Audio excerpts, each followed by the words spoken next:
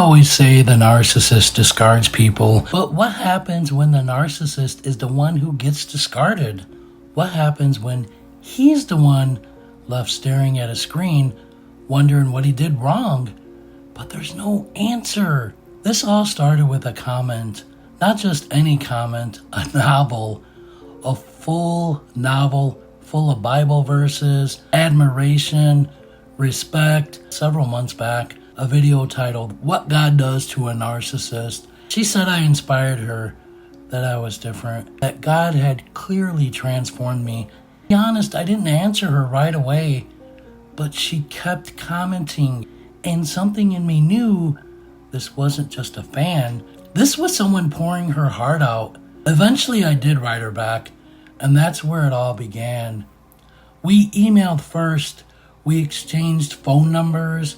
Our first phone call, 4 hours.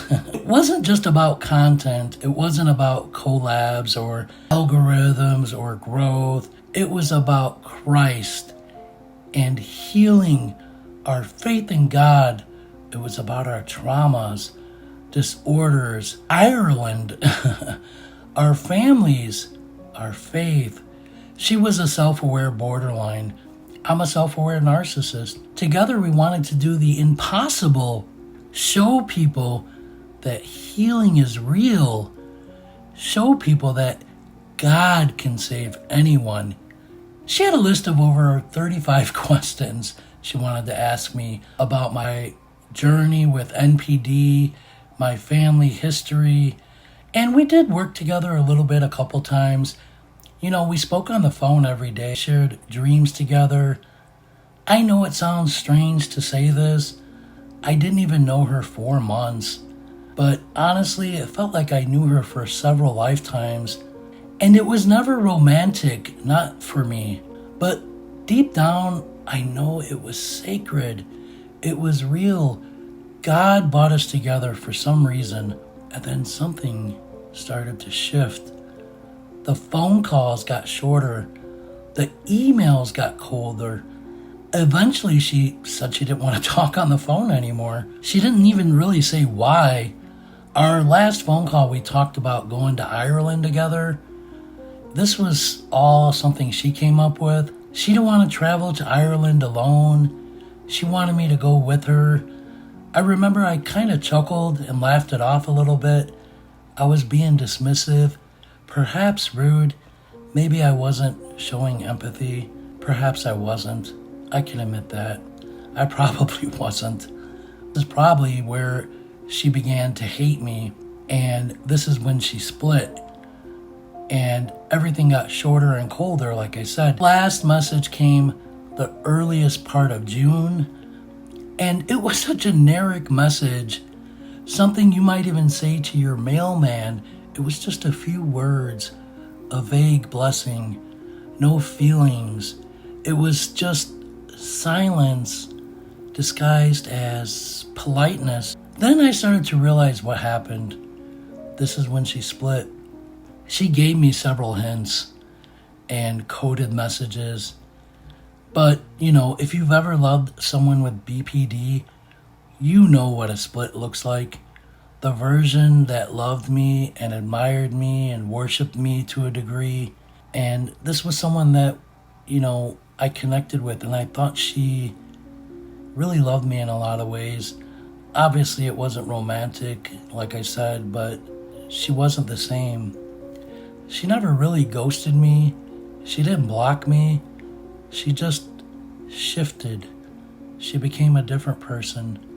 Emotionally and spiritually, she hinted at how she never trusted narcissists and how they're going to get her, and slowly I could feel a change. As a narcissist, I never saw it coming. Not really. I think maybe it's because I'm so involved with myself. It's hard for me to listen to other people sometimes. Perhaps this is my lesson. And I know that the bond was unbreakable in my head anyway. So you hold out hope. You ignore the warning signs until it crushes you. There were so many little hints, so many coded messages in the emails. Sometimes random things she would say that would indicate a split. Sometimes she would say, being alone is like bliss. Something like that. And she never needed anyone in her life. I loved helping her, but she never asked for help. That's why a part of me will never stop loving that version of that person that I knew several months ago, 4 months back. It was a person that needed help, but had too much pride to ask. I offered help. She didn't ask for it. That's the difference. I didn't see the split until it was too late, and I held out hope that she would come back to who she used to be. But the thing about borderlines, when they split, they don't come back.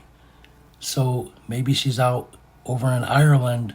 Maybe she's there now. She said that was the only country that she trusted and that she didn't have to learn a new language.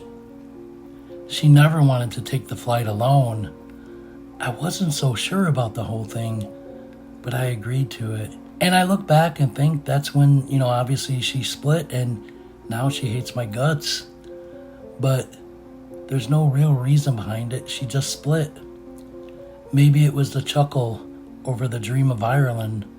But if you've ever been discarded by a borderline, obviously you know the pain, and you know you didn't lose them. You just lost who they used to be, and they no longer even know who they are anymore. This is very similar to a split personality. I know this person can never trust me now, and she sees me as a monster for whatever the reason is in her brain. This is the same person that laughed at her. I laughed at her dreams of Ireland. And borderlines love harder than anyone I've ever known. But when they split, the split is permanent. And a narcissist cannot recover in time. We're left with memories, with ghosts. And a narcissist will always lose to a borderline because we think we can win the original version of them back. And unfortunately, they can't go back to that version of themselves. Borderline splits are permanent. They don't change back to who they used to be. They find a fault somewhere along the lines, some crime I committed or something I did. Now I'm the monster, now I'm evil. The worst part of this is not the silence. It's just a confusion.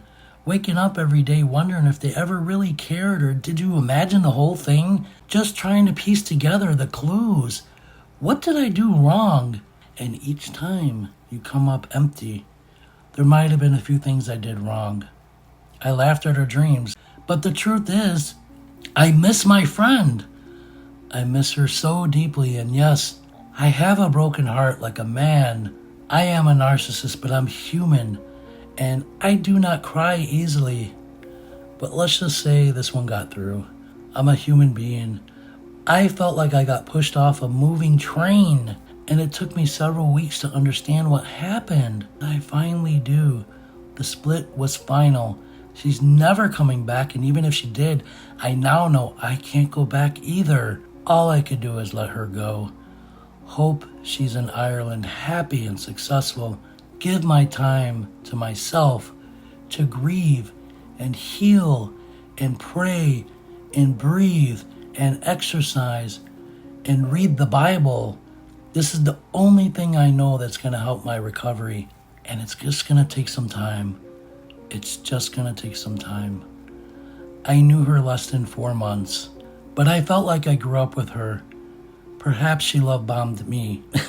Maybe this is God's karma. Maybe all the people I discarded in my past, maybe God is repaying that and balancing out the universe. God always repays evil. I believe that.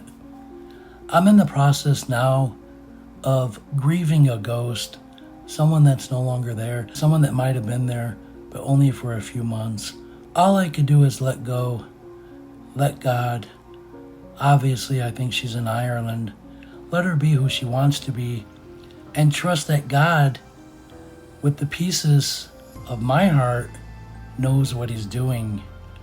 There's no animosity on my end. There's no hatred in my heart. Deep down, I really don't think she did anything wrong. I think she did what a person with BPD does.